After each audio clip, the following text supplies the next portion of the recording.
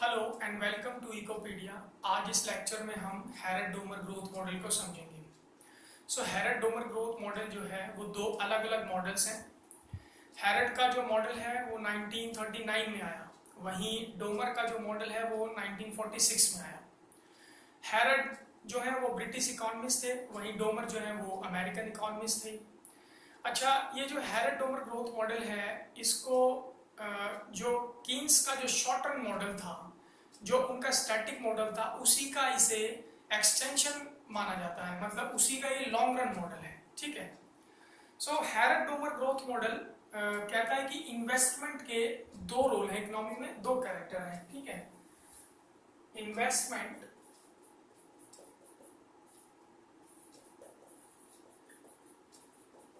Has dual character.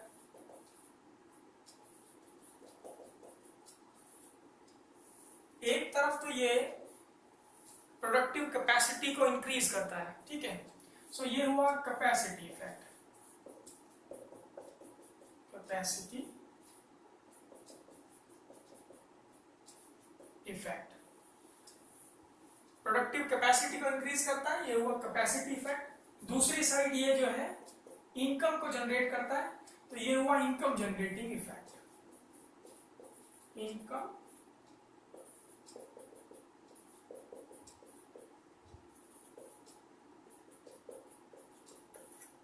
Generating effect. ठीक है। अच्छा, capacity effect supply side, productive capacity को इंक्रीज करता है, ये सप्लाई साइड हुआ। एंड इनकम से डिमांड जनरेट होती है इकोनॉमी में, तो ये डिमांड साइड हो गया।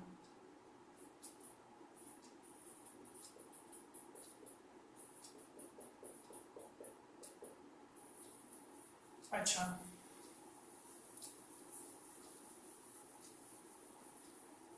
अब जो क्लासिकल इकोनॉमिस्ट थे,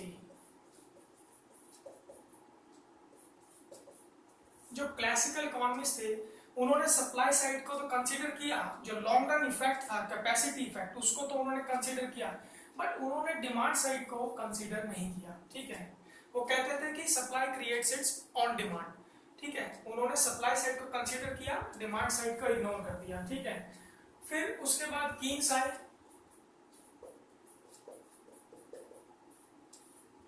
कीन्स ने क्या किया, उन्होंने उसका अपोजिट किया। उन्होंने इनकम जनरेटिंग इफेक्ट जो है, इन्वेस्टमेंट का जो इनकम जनरेटिंग इफेक्ट है, उसको उन्होंने कंसीडर किया, but they did not consider the supply side. उन्होंने सप्लाई साइड को छोड़ दिया और डिमांड साइड पर फोकस किया। ठीक है। अच्छा, ऐसा उन्होंने जानकर किया। ठीक है। ऐसा नहीं था कि वो जानते नहीं थे कि सप्लाई साइड जो है उसका लॉन्ग रन इफेक्ट है इकोनॉमी में। ऐसा नहीं था कि वो जानते नहीं थे कि इन्वेस्टमेंट का जो है दो रोल है इकोनॉमी में। वो भी जानते थे, बट उस टाइम जो प्रायोरिटी था इकोनॉमी में वो इनकम को जनरेट करना था। ठीक है। बिकॉज 1930s का जो टाइम था वो ग्रेट डिप्रेशन का टाइम था। ठीक है। 1930s के टाइम पे ये कीन्स की जो स्टडीज थी, ठीक है, जनरल थ्योरी वगैरह, ये सब उस टाइम पर आया है मॉडल। इसलिए उन्होंने इनकम जनरेटिंग इफेक्ट पर ज्यादा फोकस किया। ठीक है, डिमांड साइड पर, ताकि इकोनॉमी जो है वो डिप्रेशन से बाहर निकल सके, लोगों के पास इनकम हो। ठीक है। अब हम हैरेट डोमर ग्रोथ मॉडल के बारे में बात करते हैं। ठीक है। अब हैरेट डोमर ग्रोथ मॉडल आता है, इसके बाद हैरेट डोमर ग्रोथ मॉडल आता है। वो क्या करता है, वो क्या कहता है कि शॉर्ट रन पे तो हम इससे काम चला सकते हैं। ठीक है। जो इन्वेस्टमेंट का जो डिमांड साइड है, जो इनकम जनरेटिंग इफेक्ट है, उससे शॉर्ट रन पे तो काम चल सकता है, बट अगर हम लॉन्ग रन पे स्टेडी ग्रोथ को मेंटेन रख सकें तो उसके लिए हमें सप्लाई साइड को भी उसमें इंक्लूड करना पड़ेगा। ठीक है। बिना कैपेसिटी इफेक्ट के हम लॉन्ग रन जो है इकोनॉमिक ग्रोथ को मेंटेन नहीं कर सकते लॉन्ग रन पे। ठीक है। बिना कैपेसिटी इफेक्ट के हम काम नहीं चला सकते। इसको भी उन्होंने कंबाइन किया, दोनों साइड को कंबाइन किया, दोनों साइड पर फोकस करके फिर Harrett Domar growth model develop किया। ठीक है, सो फर्स्ट जैसा मैंने बताया हैरड का मॉडल 1939 में आया। हैरड जो थे वो कीन्स के ही स्टूडेंट थे। ठीक है, सो कीन्स ने अपनी बुक में भी ये चीज मेंशन की है। अच्छा, अब हम बात करते हैं जरा हैरड डोमर ग्रोथ मॉडल की। So Harrod Domar growth model जो है वो कहता है कि जो हमारी इकोनॉमिक ग्रोथ है, economic growth, Harrod Domar growth model क्या कहता है, इकोनॉमिक ग्रोथ दो फैक्टर्स पे डिपेंड करती है। पहला तो सेविंग इनकम रेशियो है, जितना ज्यादा हमारा सेविंग्स होगा उतनी ज्यादा हमारी इन्वेस्टमेंट होंगी। ठीक है,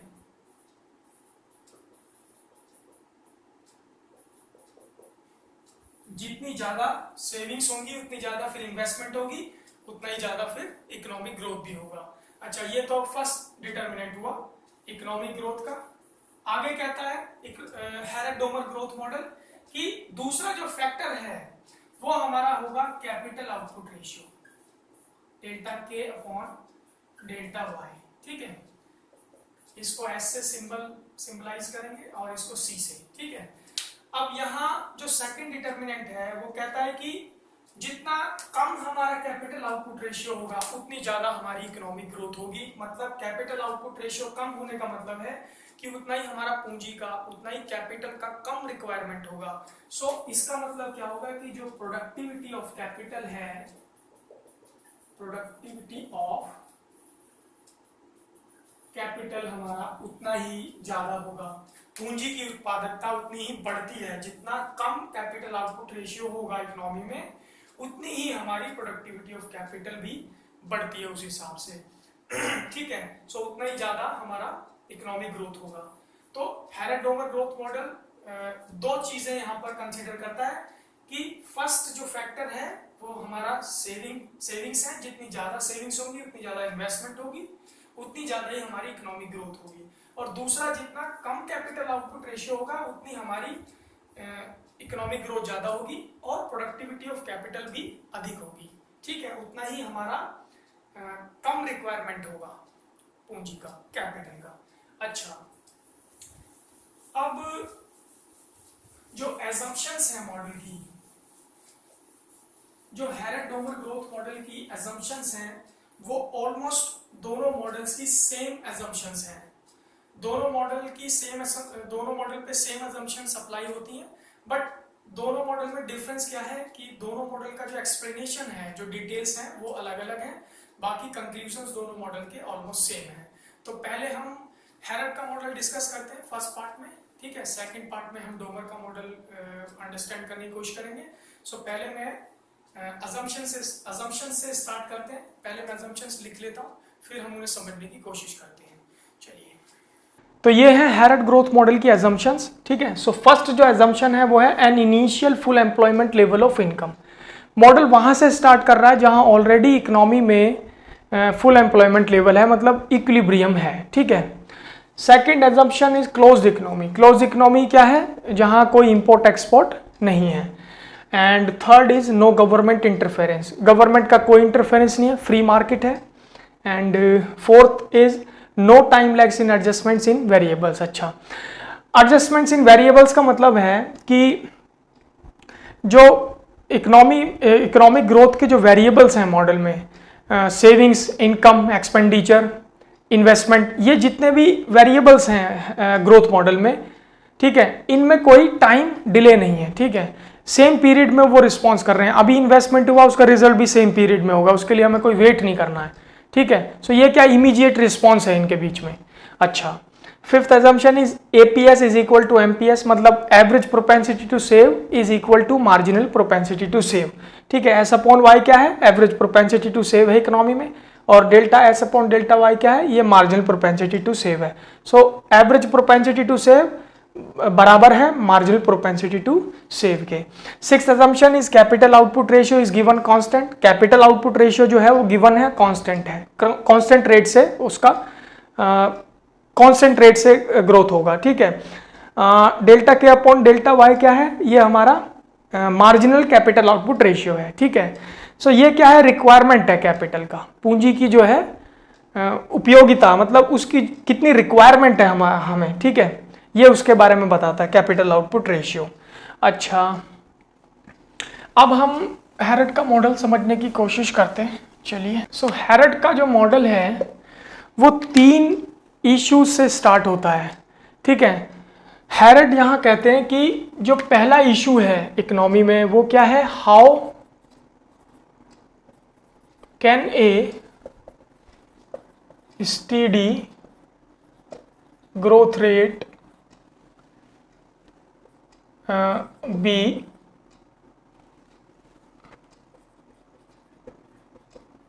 achieved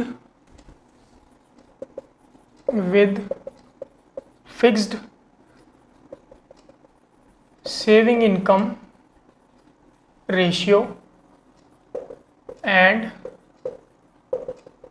fixed capital output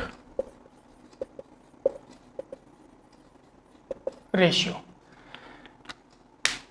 अब कंसर्न क्या है, स्टेडी ग्रोथ रेट है कंसर्न।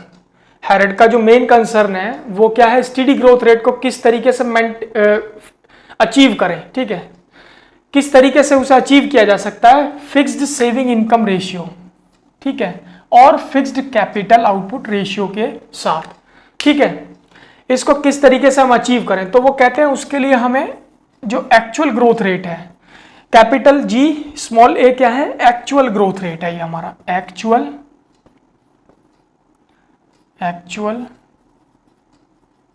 ग्रोथ रेट, ठीक है। एक्चुअल ग्रोथ रेट किसी भी इकोनॉमी में क्या होता है, डेल्टा वाई अपॉन वाई, ये हमारा क्या है, एक्चुअल ग्रोथ रेट है, ठीक है। अच्छा, ये क्या है, सेविंग इनकम रेशियो जो है वो इसके डिटर्मिनेंट है, ठीक है। अभी पहले हम इश्यूज देख लें, उसके बाद हम ये ग्रोथ रेट डिस्कस करेंगे, ठीक है।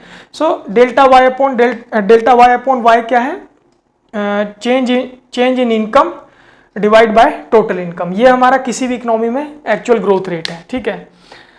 अच्छा, वो कहते हैं कि स्टेडी ग्रोथ रेट को अचीव कैसे किया जा सकता है, उसके लिए हम एक्चुअल ग्रोथ रेट की स्टडी करेंगे, ठीक है। अच्छा, second issue,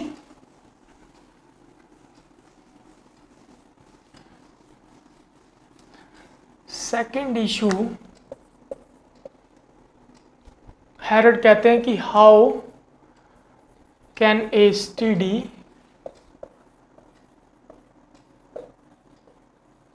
growth rate be maintained, ठीक है।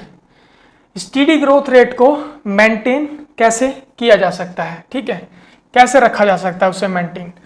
अच्छा, उसके लिए वो कहते हैं कि हमें एक वारंटेड रेट ऑफ ग्रोथ चाहिए, मतलब एक्सपेक्टेड रेट ऑफ ग्रोथ चाहिए, ठीक है। सो ये क्या है हमारा, वारंटेड ग्रोथ रेट, ठीक है। मतलब जो ये कैपिटल जी स्मॉल डब्ल्यू, ये क्या है, वारंटेड रेट ऑफ ग्रोथ है। स्टेडी ग्रोथ रेट को मेंटेन रखने के लिए हमें एक वारंटेड ग्रोथ रेट चाहिए, ठीक है, मतलब एक्सपेक्टेड रेट ऑफ ग्रोथ चाहिए, जहां पर हमारी इकोनॉमी जो है वो फुल कैपेसिटी पे काम करेगी, ठीक है। सो वो होगा हमारा वारंटेड ग्रोथ रेट। अच्छा, उसके बाद थर्ड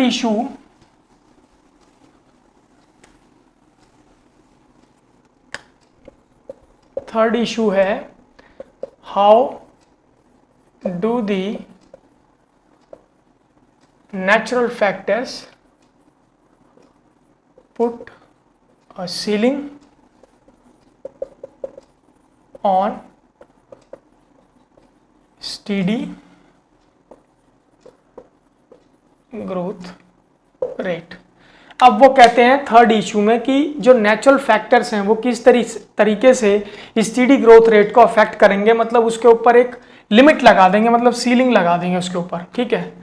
अच्छा, उसके लिए वो कहते हैं कि हमें नेचुरल ग्रोथ रेट की स्टडी करनी होगी। कैपिटल जी स्मॉल एन क्या है, नेचुरल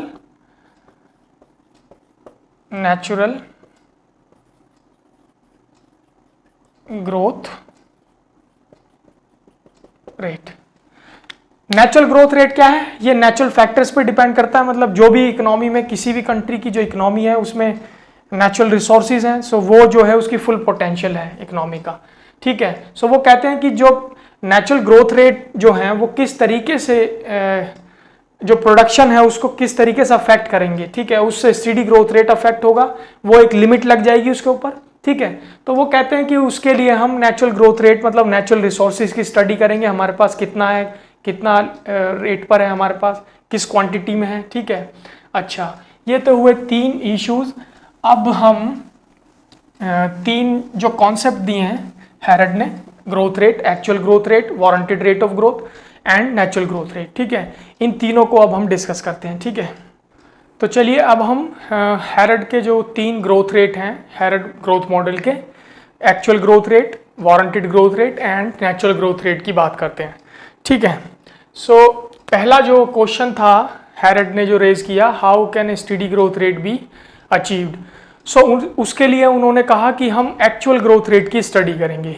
तो ये एक्चुअल ग्रोथ रेट क्या चीज़ है देखते हैं।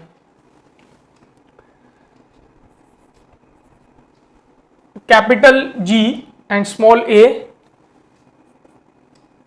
ठीक है, ये हमारा क्या है, एक्चुअल ग्रोथ रेट है, actual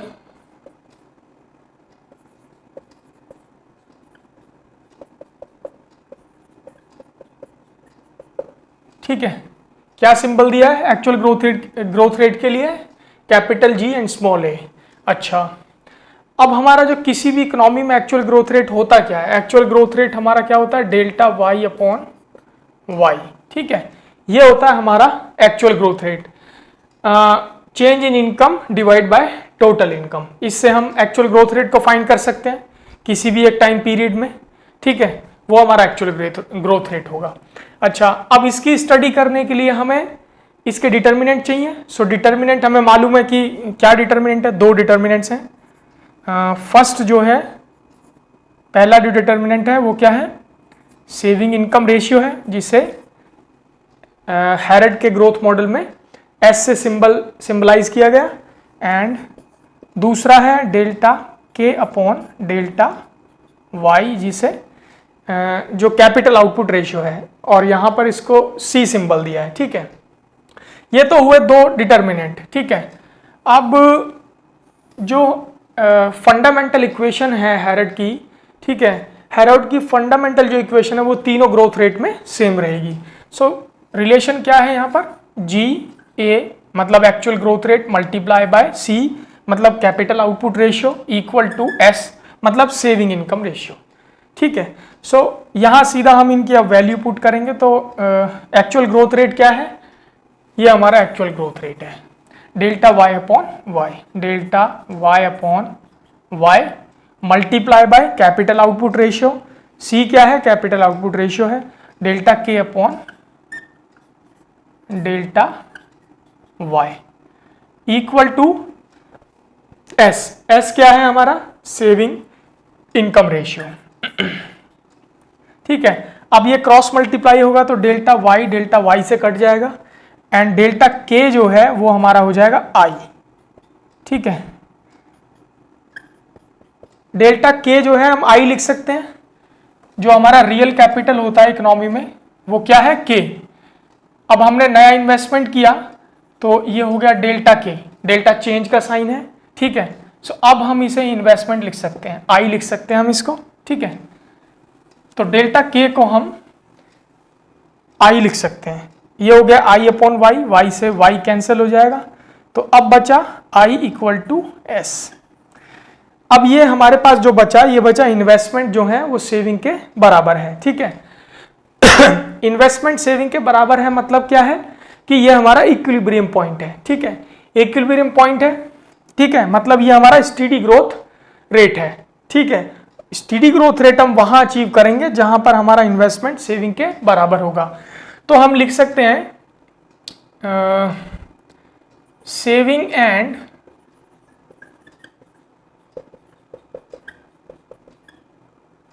investment are equal in ex ant and ex post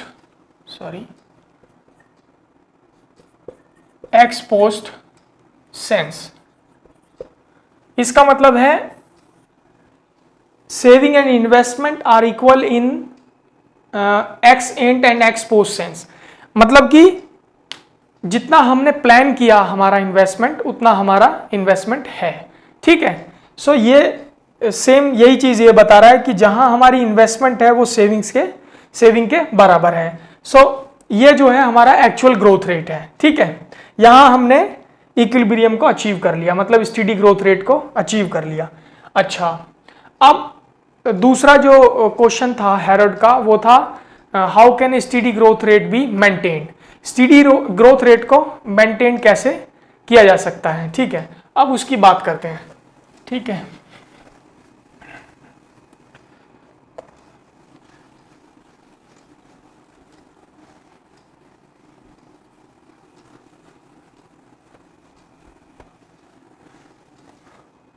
तो मेंटेन कैसे किया जा सकता है उसके लिए हैरोल्ड कहते हैं कि हमें एक वारंटेड ग्रोथ रेट की जरूरत पड़ेगी। सो ये क्या है, capital G and small W, ये हमारा है warranted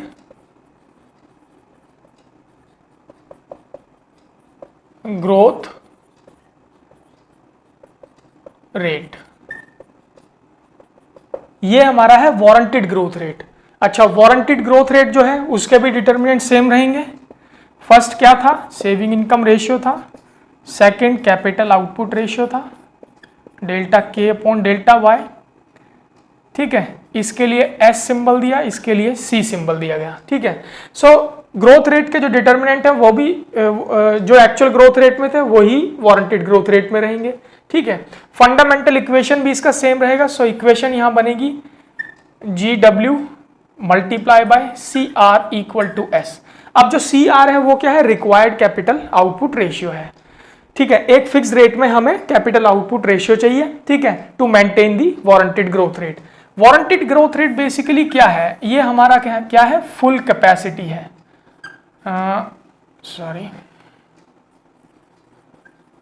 full capacity growth rate. ठीक है, so full capacity growth rate है। वहीं अभी हमने जो एक्चुअल ग्रोथ रेट देखा, ये जो हमारी इक्वेशन थी ये थी हमारी एक्चुअल ग्रोथ रेट की इक्वेशन। ठीक है, सो ये हमें क्या बताती है कि स्टेडी ग्रोथ रेट के बारे में बताती है। ठीक है, सो स्टेडी ग्रोथ रेट हमने यहां अचीव किया, यहां हमने स्टेडी ग्रोथ रेट को अचीव किया। ठीक है, अब ये स्टेडी ग्रोथ रेट क्या है, लॉन्ग रन इक्विलिब्रियम है। सो लॉन्ग रन इक्विलिब्रियम की फुल कैपेसिटी क्या है, वारंटेड ग्रोथ रेट है। जो लॉन्ग रन हमने अचीव किया, जो स्टेडी ग्रोथ रेट हमने अचीव किया, जहां हमारे वेरिएबल्स जो हैं वो कांस्टेंट रेट से ग्रोथ कर रहे हैं। ठीक है, जितने भी मॉडल में वेरिएबल्स हैं, सो उनका जो फुल कैपेसिटी है वो वारंटेड ग्रोथ रेट है। ठीक है, अच्छा, वारंटेड ग्रोथ रेट मतलब ये जो वेरिएबल्स हैं, जैसे ये जो हमारा है क्या है, सेविंग इनकम रेशियो, ये फिक्स रेट पे चाहिए। कैपिटल आउटपुट रेशियो ये भी फिक्स्ड है हमारा। ठीक है, सो ये जो है फिक्स रेट पर चाहिए to maintain the warranted growth rate. So जब हमारी फुल कैपेसिटी होगी, ठीक है, और एक्चुअल ग्रोथ रेट जो था वो हमने यहां अचीव किया। अब ये जो है उसी स्टेडी ग्रोथ रेट का फुल कैपेसिटी है लॉन्ग रन पर। ठीक है, सो ये वारंटेड ग्रोथ रेट है। अच्छा, अब warranted growth rate, actual growth rate और वारंटेड ग्रोथ रेट का जो है इक्विलिब्रियम कहां होगा। एक मिनट, पहले हम इसको इरेज कर लेते हैं। ठीक है,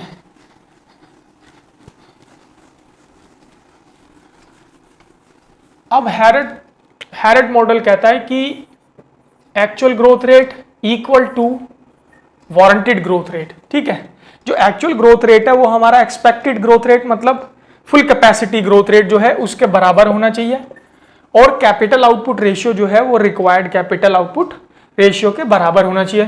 तो ये कंडीशन जो है ये हमारी क्या होगी, नाइफ एज इक्विलिब्रियम होगा।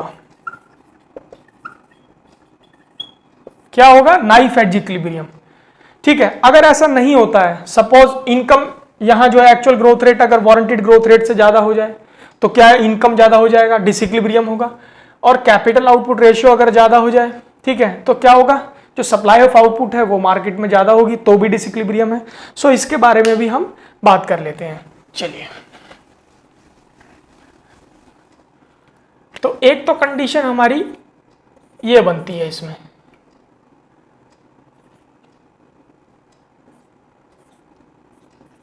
एक कंडीशन तो हमारी ये है, ये बेसिकली क्या है, डिसइक्विलिब्रियम है, ठीक है, डिसइक्विलिब्रियम है। बट यहां क्या होगा, यहां पर जो इनकम है, वारंटेड ग्रोथ रेट, मतलब जितना हमें चाहिए, जितना हमें रिक्वायरमेंट है, जितना ग्रोथ होना चाहिए इनकम का, उससे ज्यादा है। एक्चुअल ग्रोथ रेट जो है, वारंटेड ग्रोथ रेट जितना एक्सपेक्टेड हमें चाहिए उससे अधिक है, तो इनकम ज्यादा होगा, ठीक है। और जो कैपिटल आउटपुट रेशियो रिक्वायरमेंट जितना है उससे कम है, अधिक कम है जितना रिक्वायरमेंट है, ठीक है। सो इस कंडीशन में क्या होगा, इन्फ्लेशन होगा, ठीक है। सो इन्फ्लेशन होगा। सो हैरड का जो ग्रोथ मॉडल है वो सजेस्ट करता है कि इस कंडीशन में जो हमें सेविंग्स का इंकरेज करना चाहिए ताकि जो बढ़ी हुई डिमांड है इकोनॉमी में उसे बैलेंस किया जा सके, ठीक है। एक तो कंडीशन ये बनती है, ठीक है। अब दूसरा जो कंडीशन है वो देखते हैं, ठीक है।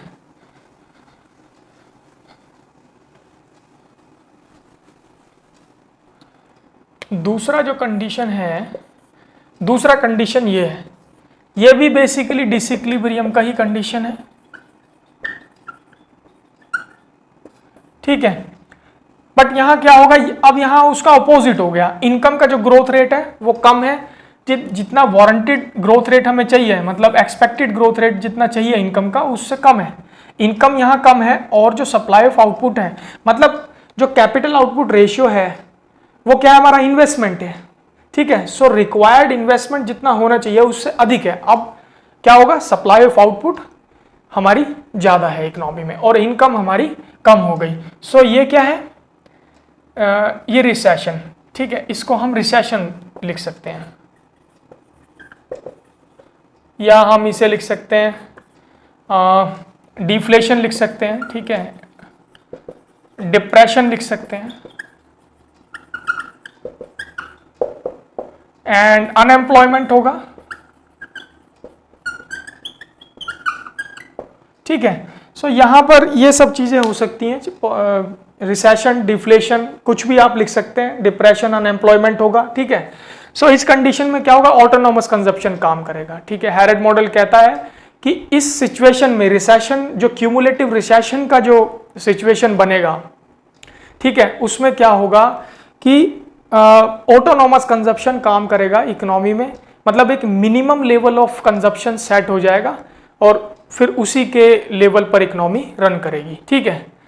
मतलब एक मिनिमम जो कंजप्शन होती है जिसके बिना लाइफ एग्जिस्ट नहीं कर सकती, ठीक है। जैसा हमने अभी कोविड-19 की सिचुएशन में देखा, सो उसमें क्या था, लोगों का इकोनॉमी में जो अनएम्प्लॉयमेंट रेट हाई हो गया, सो उसकी वजह से डिमांड घट गई, इनकम नहीं है तो डिमांड नहीं है। सो उस सिचुएशन में क्या हुआ, जो मिनिमम जो कंजप्शन लेवल था वो हमारा चलता रहा, ठीक है।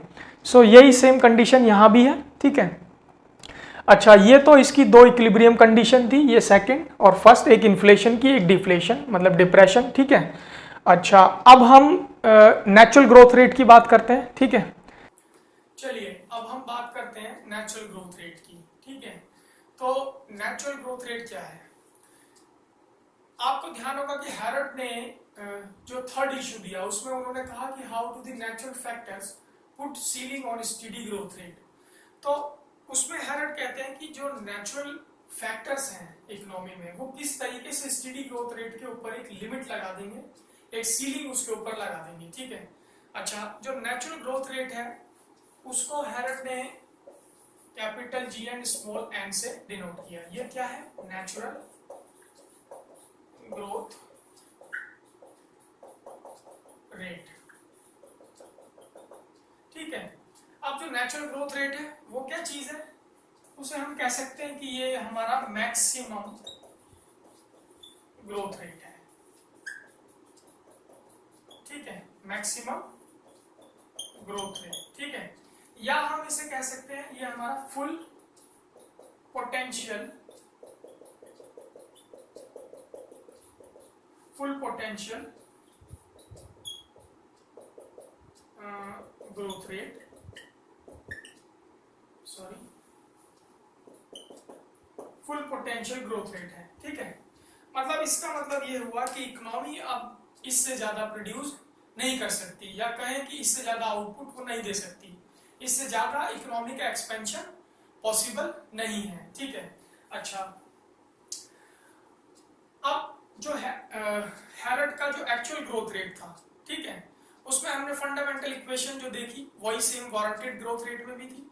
अब वही सेम फंडामेंटल इक्वेशन हमारा नेचुरल ग्रोथ रेट में भी होगी। अच्छा, वो क्या थी?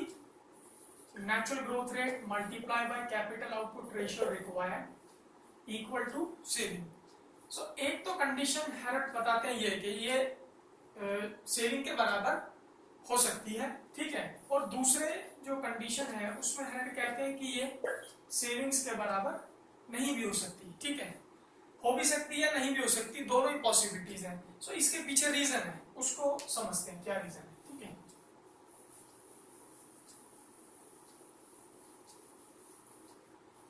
अब जो एक्चुअल ग्रोथ रेट था, ठीक है, जो हमारा एक्चुअल ग्रोथ रेट था वो आपको ध्यान होगा कि वो डिटरमिन किससे करता था? उसके डिटरमिनेंट्स थे saving income ratio and capital output ratio, वही सेम वारंटेड ग्रोथ रेट के भी थे डिटरमिनेंट्स।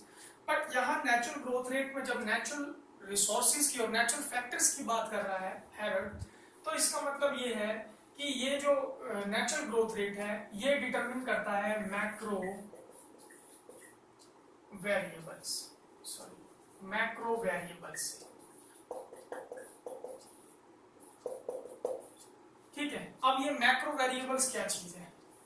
सो मैक्रो वेरिएबल्स जो हैं वो अवेलेबल नेचुरल रिसोर्सेज हैं इकोनॉमी में, पॉपुलेशन, लैंड, लेबर, ठीक है, कैपिटल इक्विपमेंट, टेक्निकल नॉलेज, ये सब क्या है? हमारे अवेलेबल नेचुरल रिसोर्सेज हैं। सो इन्हें हम कहते हैं मैक्रो वेरिएबल्स। जो हैरड का थर्ड ग्रोथ रेट है वो क्या है? नेचुरल ग्रोथ रेट है। वो किससे डिटरमिन करता है? मैक्रो वेरिएबल से, ठीक है। अच्छा, अब ये जो हमारी जो नेचुरल ग्रोथ रेट है, अगर हमें इसकी लिमिट बढ़ानी हो, ठीक है, तो हमारे नेचुरल रिसोर्सेज भी उसी क्वांटिटी में अवेलेबल होने चाहिए, तब हमारा इकोनॉमी में एक्सपेंशन जो है वो पॉसिबल है, ठीक है। अदरवाइज हमारा जो नेचुरल रिसोर्स है, अवेलेबल नेचुरल रिसोर्सेज है इकोनॉमी में, वो किसी भी इकोनॉमी का अपना एक लिमिट होता है, वो फुल पोटेंशियल है, उससे ज्यादा उसकी क्षमता नहीं है, ठीक है। अच्छा, ये तो हुआ हमारा नेचुरल ग्रोथ रेट की बात। अब हम देखते हैं interaction actual growth rate, warranted growth rate and natural growth rate के बीच में, ठीक है।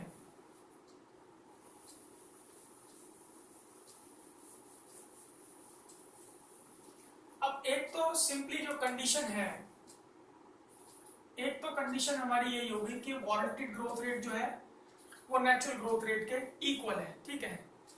हम इसको फिगर पे समझने की कोशिश करते हैं, ठीक है। तो यहां हम ले लेते हैं ग्रोथ रेट,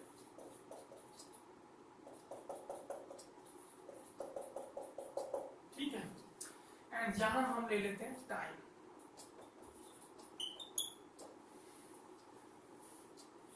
अब फिगर पे हम वारंटेड ग्रोथ रेट जो है वो नेचुरल ग्रोथ रेट के इक्वल है।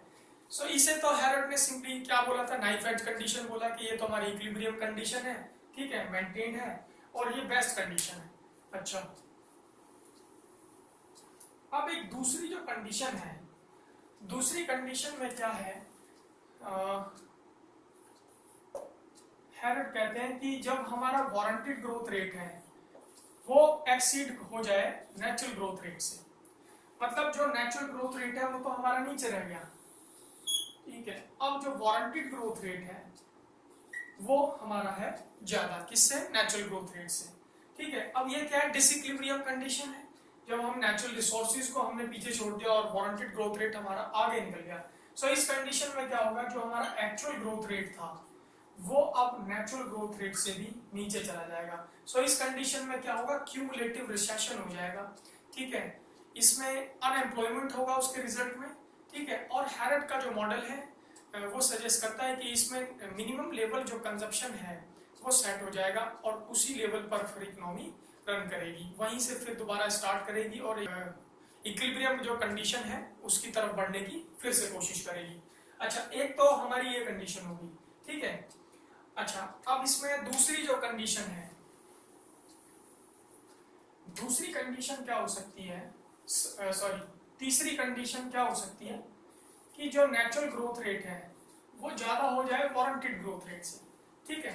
अब यहां हम नेचुरल ग्रोथ रेट लिख देते हैं और यहां वारंटेड। तो इस कंडीशन में क्या होगा, अब जो नेचुरल ग्रोथ रेट है वो वारंटेड ग्रोथ रेट से ज्यादा हो गया, तो इस कंडीशन में क्या होगा, जो हमारा एक्चुअल ग्रोथ रेट है वो अब नेचुरल ग्रोथ रेट के साथ चला जाएगा। इसका मतलब ये हुआ जो हमारा वारंटेड ग्रोथ रेट है वो अब एक्चुअल ग्रोथ रेट और वारंटेड ग्रोथ रेट एक हो गया, और मोस्ट ऑफ द टाइम जो है वो actual growth rate natural growth rate के साथ ही रहेगा। सो इस कंडीशन में क्या होगा, इन्फ्लेशनरी ट्रेंड हो जाएगा इकोनॉमी में, ठीक है। अब हैरड कहते हैं कि जब इन्फ्लेशन होगा तो उससे क्या होगा, फुल एम्प्लॉयमेंट तो होगा, ठीक है, बट इन्फ्लेशनरी जो प्रेशर है इकोनॉमी में वो बहुत ज्यादा हो जाएगा, ठीक है।